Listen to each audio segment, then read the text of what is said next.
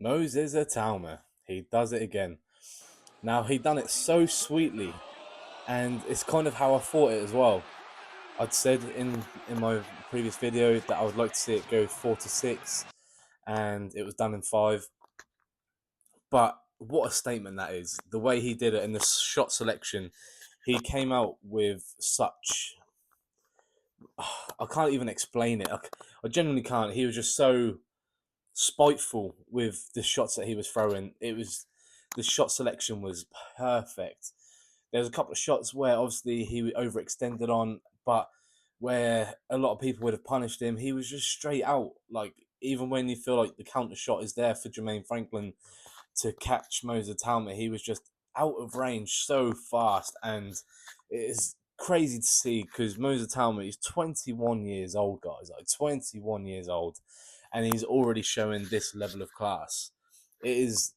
It's unheard of. It genuinely is. Like, I mean, you can date it back to Mike Tyson days when he was just a teenager himself, becoming heavyweight champion at a young age.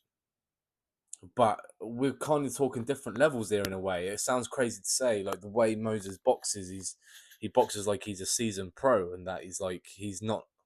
He's done this for years and years and years, which goes back to when he was 13 years old, sparring these guys and knocking guys out in sparring that were top heavyweights at the time, and even giving people like AJ, Tyson Fury, and Lawrence Okoli, all these guys are tough sparring rounds from like 16 years old. Like he was always destined to be this fighter, like that he's adopted as he is today. That finish was immense. I was watching that from the first round. Each shot that he landed in combinations and bunches, I was just like, wow! Like the hand speed, and not even just the hand speed, the will to just be able to dismiss a jab the way he does, like a prime Floyd Mayweather, the way he just shoulder rolls and throws back. You shouldn't be able to do that as a heavyweight. Like you just shouldn't be able to move like that. It's crazy. And that finish, I don't think I've ever seen a finish where they've just been frozen in time. Like genuinely, that was just so nice and tucked in, and it was just that clean uppercut straight from. You can't even say from the clinch because it wasn't even in a clinch. It was kind of like just shoulder fighting, just weighing on each other, and he just snuck it in. He was weighing in on the right side of the body. There's the way he dips the shoulders, like in that sort of shoulder battle, like weighing in on each other. They was putting each other's body weight on there, and without the clinch, it was just shoulder to shoulder and head to head.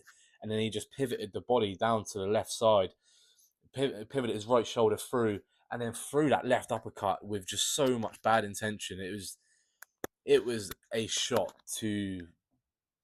It would have put anybody out, but the way Franklin went out, he was just out on his feet, and he was unconscious, but he was still standing. It was just that was scary to see. Like it generally was actually quite scary to watch because you don't see those sort of knockouts. You normally they're like knocked out and they'll stumble over. They'll do like a chicken dance.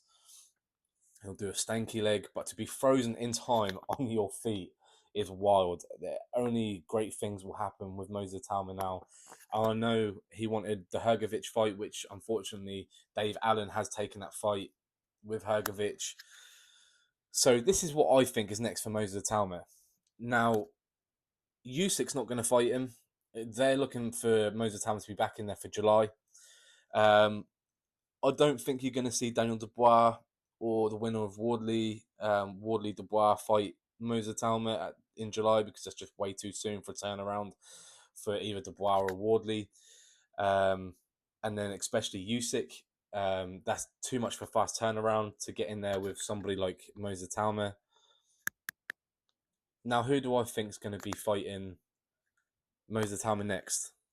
I feel like come May time with Usyk and Rico Verhoeven with this fight, I feel like it'll come to a time where Usyk will have to fight Ajit Kabayel for mandatory for the WBC, and I don't know. I don't. From what Usyk has said, I don't think he's got plans of fighting Kabayel.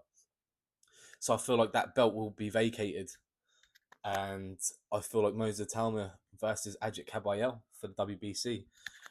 makes sense. It makes sense for the time frames. It does make sense. It's going to be a year for the heavyweights. It is going to be such a year for heavyweight boxing. So that's going to be so interesting to see how it folds out. But thanks for coming across another video. Let me know what you thought about the Moza Talma finish, his performance in general, seeing him go 5 rounds. Is there anything you feel like he's vulnerable at?